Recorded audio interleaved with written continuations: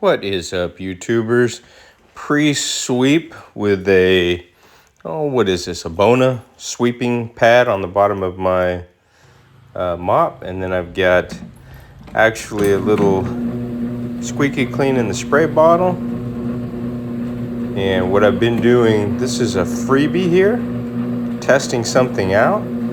I've been spraying along my right-hand side and then taking the red pad and the swirly and distributing the cleaner across the entire floor, because in the past we would spray like a 4x4 area and then scrub it. Then we'd have to come back and mop it up because it was just too much solution. It's cleaning very well. These are very old solid wood floors. They're not in too bad a shape. You can't really tell when there's a light on it and everything, but there's lots of little micro scratches and it's missing some color. So what I thought I would do is I'm testing this out. So I'll have another video coming up after this one. And what I'm basically doing is I'm going through, I'm cleaning all these areas. You probably won't see me, I won't film. I got 3 bedrooms, a hallway, a dining room, and just the open areas. And when I say a freebie, it's basically covering the cost of the chemicals, but this is a test market here. So what I'm doing is I'm going to just deep clean it with the red pad. Then I will take a little bit of, I'm going to try this Old English dark wood scratch off. I have Duracell stain that I was using. And it was just taking a little bit, it takes a little while to dry. It's quick drying Duracell, but you want to match the colors, so you got like a natural, a coffee, whatever you want to use. But in the past, I've used this Old English scratch off to touch up desks, and I've done scratches on floors. It works pretty good. You can see the dirt on that side of the pad compared to this side.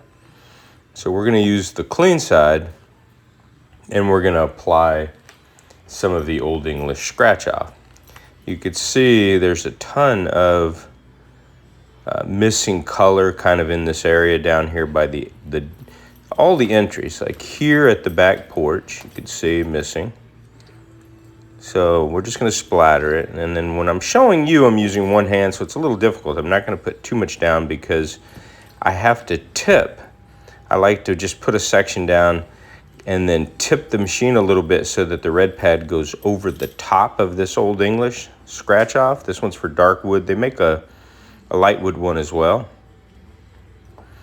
And that way you're not splashing, any of the scratch off cover where you don't want it to be. So there's my squeaky clean. I actually diluted a little bit, just to be honest with you. You don't have to. It's ready to go. It's got an alcohol, I believe, base in it, so it dries pretty quick. That's why I'm just jumping right on applying a little bit of color correction, if you will. Some of the bigger floor guys will say, "Oh, there's no color correction. You can't do that." Oh, leave me alone. I'm Poly C. I've been doing this forever. I'll do whatever I want to do. But anyway, again, I'm not charging for the service, so this is strictly a test. And guess what? If it works good, oh yeah, your boy might offer this at a pretty discounted rate. I can do a little bit of color correction. I guess this stuff, it takes probably maybe 10-15 minutes for this stuff to fully dry, supposedly. We'll find out.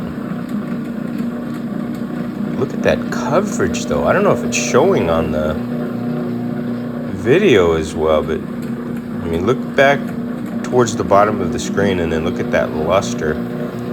This is stuff my mom used to use like 50 years ago.